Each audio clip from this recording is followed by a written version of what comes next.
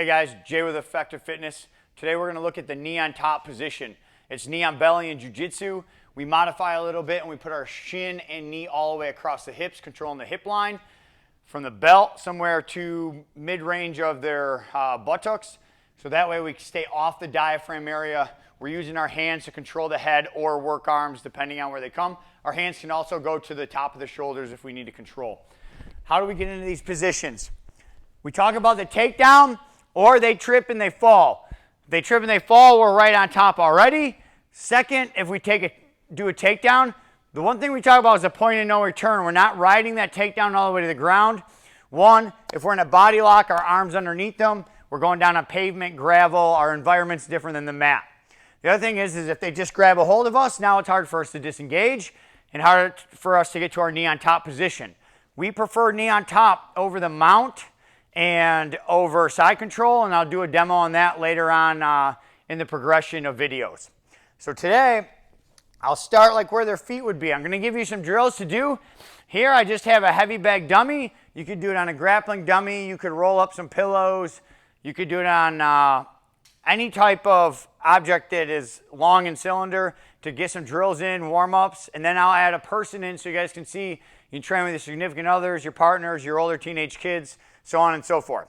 So I kind of got the takedown, point of no return. I let go of him. Now I'm going to step out, okay, to the side I'm going, and this leg is just going to kind of mule kick or windshield wiper around. So I'm here, step out, and I'm aiming to get my shin and knee across his hip line. The closer my foot is to his hip, the better. So the shin on the hips, that foot, the instep where my shoelaces are, want to be right near the guy's hip. My foot that's posting, I'm on the instep. You guys can see my instep here. I'm not turning and running like I'm sprinting, and I'm not putting a knee on the ground.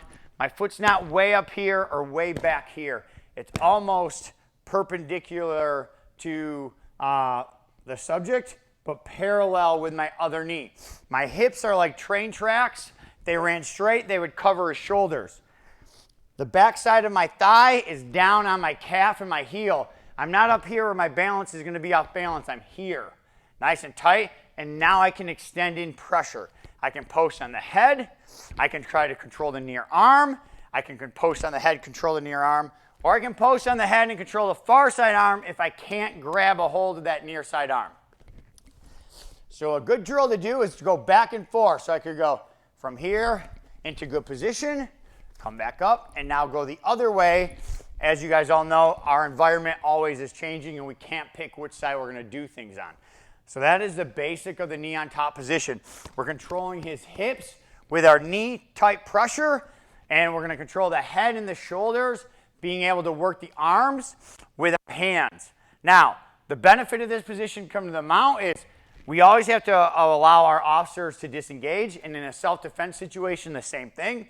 Much more difficult for them to hold me here, and I can disengage, get to a tool, get to space, create angles, look for cover, get to my radio. If I'm in the mount, and it's easier for them just to hug around my waist, that's a response we get in white belt, beginner MMA. That doesn't allow me, one, to get to my gun belt, two, it doesn't allow me to disengage very good. So I don't like that as well. Same as side control. All they got to do is hug me, and now I can't get up. Depending on what side I'm on, I may not be able to get to my weapon as well. So from here, very difficult for them to keep me engaged in this fight if I need to leave. I always have to allow myself to do that with being able to maintain as much pressure and contact as I can. I'm upright. I can check 360 around me. So that's with a dummy, and a good drill that you can do. Another drill you can do if you need to switch sides is you come in, come here, and now my heels go to my butt, and I just switch sides. Okay? I'll do that facing the other way so you can see what my heels do. I'm in here. Maybe there's a crowd over here, and I want to face that way. I bring both knees in, heels come to my butt like windshield wipers, and then now I'm facing the other way. As I'm fighting with this guy, I can be giving verbal direction to someone on that side. I'm going to bring my buddy Mike in, and we're going to show you what this kind of looks like with a human person in here. Okay, I'm going to have you slide this way a little bit. Perfect. So, same thing. Point of no return, I don't follow him down. I go to the knees. That stops him from being able to kick me a little bit and give me some pressure here. I step out, come around, and my shin goes across the belt line hips on the front. Nothing changes on the back.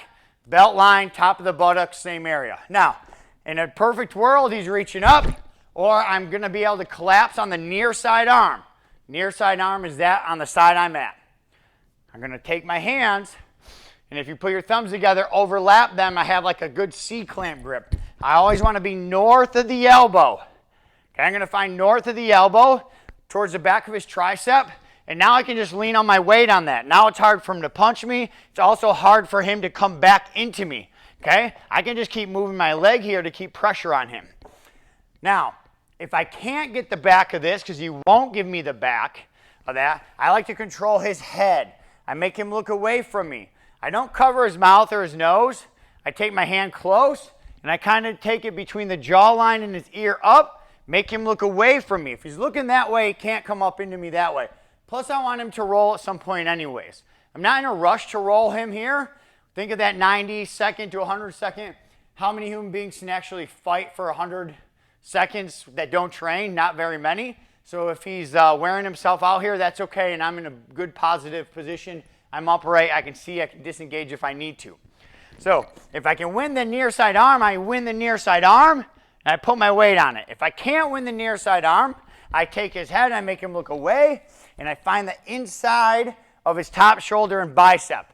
The reason I do that is now he can't take my hand off his head, and that's what people want to do. So they have to start exposing the other hand to grab, and then I come right back to my C-clamp on the back of that tricep. Okay? So that's the position. That's where we want to win. We'll work into rolling people over, cooperative, uncooperative in another video. I could go the other way. I step out and I come in right here. Look away from me, look away from me. And then he exposes that arm. I'm going to find that arm. Once I find that arm, I'm pushing it down. Okay? I'm winning an angle here on him. I'm winning this angle. We want him to roll. We want him to roll away from us. We don't want him to roll towards us. So he rolls away. He's flat down. Nothing changes. I'm still knee on top. My shin is on his belt line or his butt. And I'm going to push down on his head here, nice and gentle. I can increase pressure without hitting him. I'm not slamming his head off the mat. I'm not slamming his head off the concrete. I'm not pressing his nose down in the concrete. I turn his head, make him face away from me, and I just put pressure down to control his head. We do these things in youth wrestling. In wrestling, you're told to keep the guy's head down. Why? It's harder for him to build back up. Nothing changes fundamentally for what we're trying to do of control a subject in this position is to keep him down, because there are things he can do from here. We'll do those in a different video of where he can go and how we can break those down. But I want you to get this position. I can control hips and head, and I'm waiting for him to expose an arm himself. If he does that, we work the extractions that we did in our prior video. Okay? So one more time.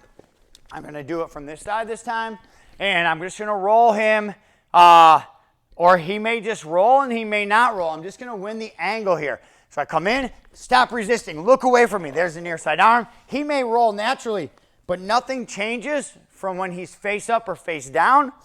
My shin is across the hips. My foot is here. Good pressure. I'm posting on his head here, just maintaining pressure down to make it more difficult for him to get up. Looking for good contact and control so I can look to go into my arm extractions for apprehension. So this is the position of our knee on top. Hope you guys like it. Have fun, train it, work it into your exercises of warm-ups.